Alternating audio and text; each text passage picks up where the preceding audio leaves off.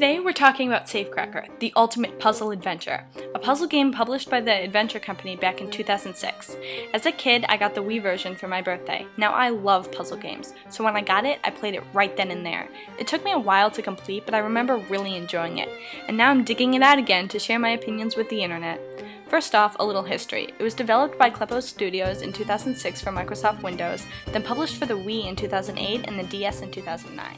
As far as awards go, it received mixed reviews. It was awarded Best Puzzle Game of 2007 by PC Gamer, but the UK version of the same magazine gave it a biting 38%, saying it was agonizingly unimaginative. Now I'm here to tell you how ultimate this game really is. The story itself is quite simple. You're a professional safecracker hired to find an eccentric billionaire's will that he hid somewhere in the house by following a series of clues found in 35 safes scattered through the mansion. Now, safecracking, as defined by Wikipedia, is the process of opening a safe without either combination or key. And every single safe in the house, you either have the combination or key or both, but let's not get into details here. Also, scattered throughout the house are diary entries and letters from various family members, mostly discussing money or trying to get money or so on and so forth, which you can't actually read, but instead your character reads out to you dramatically, but whether or not you listen isn't absolutely essential. What is essential is the gameplay. The actual playing of the game goes pretty well. The puzzles run relatively smoothly and are all individually challenging. Some may see certain puzzles as having difficulty spikes, but as any puzzle game without a linear progression, you're going to run into several puzzles that take more thinking than others. Out of 35 total puzzles, some require a few pieces collected from other puzzles, some require clever thinking, and some just take a lot of trial and error, such as pressing the same button over and over, which isn't particularly exciting, but it isn't awful. I sometimes found myself overcomplicating a puzzle that consisted only of flipping a switch or something stupid, but others took a significant chunk of time and energy to solve, and the lack of a reset button in some puzzles becomes frustrating. The safes were well spread out through the house, and each one had a nice red or green light on top to indicate whether or not it was completed. It was marked the same on the map, so you could tell if the safe was done without having to return to it.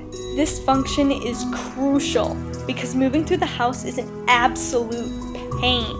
It runs like a point-and-click adventure, where the Wii remote operates a small pointer on the screen that straightens out to go forward and turns into a magnifying glass to examine. Pretty basic stuff, except every time you click, every time, the game needs to stop and load like it's thinking about some dramatic situation. This halts gameplay significantly, especially when you need to run across the house or go up and down the stairs. You just have to sit there waiting for each screen to load, staring at it and doing nothing. It's so distracting. The only thing that takes longer is the map. Yeah, the map. The thing you need to constantly check takes forever to load at any given time. I'm sure it has to update stuff, but it's absolutely ridiculous. There's no editing here. It literally takes this long.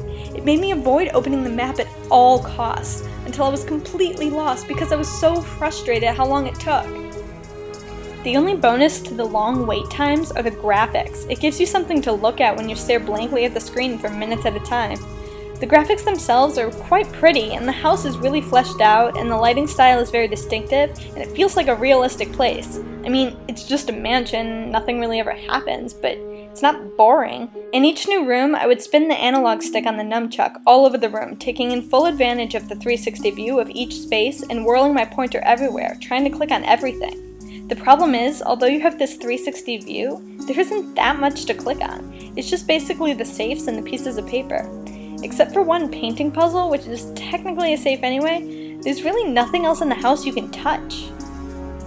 However, after a while, you stop noticing the scenery and start noticing the sound. The music is erratic. When it's playing, there's a certain amount of tension that it creates, but it's soon dulled as no one else ever appears, and there's no sense of danger or fear of any type of negative, anything happening as a result of not finishing the puzzle. At the end of the game, they give you the time it took you to finish, but there's no real incentive to finish in any specific time limit.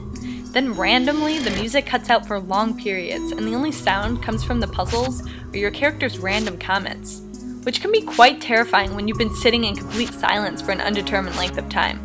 More than once, his random comments were so surprising, and I was so focused on the puzzles, I jumped out of my skin just to hear him say something about the decor. It's stuffy in here. which, while we're on the subject of his comments, are mildly hilarious. Some of them are hints and some of them just seem to be random observations. Yes, of course. It's a Polybius square. This reminds me of a pattern. Where did I see it? But they're all in this weird, not really deadpan, but not excited voice. Even when he finds the final room of the game, he isn't overly joyful. I did it! By the way, the end of the game is just a kind of typical congratulations. Once you open the final safe, the billionaire, a Duncan W. Adams by name, says that you are obviously the prime candidate for deciding who inherits all of his money. Because, a man who is actually related to them can't decide, so you, the random stranger, are much more qualified. Perhaps he thought all those random diary entries were supposed to give us enough information? Who knows? The game takes you to a silent multiple choice screen and you can pick.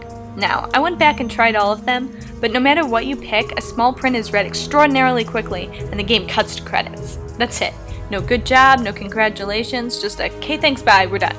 All in all, it's a pretty straightforward game. Cut and dry objectives and a generally boring 4 to 5 hour experience. While it looks nice, the lack of any sound and general padding of any type of engaging story whatsoever leave this game lackluster, monotonous, and at times annoying. The puzzles themselves aren't bad, and there are just enough hints for them that you're never stuck. As long as you aren't deterred by repetitive, painful loading screens or complete and utter silence, it's not the worst pick for a simple puzzle game, and you can pick it up on Steam for just $5, but bring your own soundtrack. Let's search this floor. The will must be here somewhere. Well, that's all. If you like what you saw or have anything to add, please feel free to leave a message in the comments. See you next time!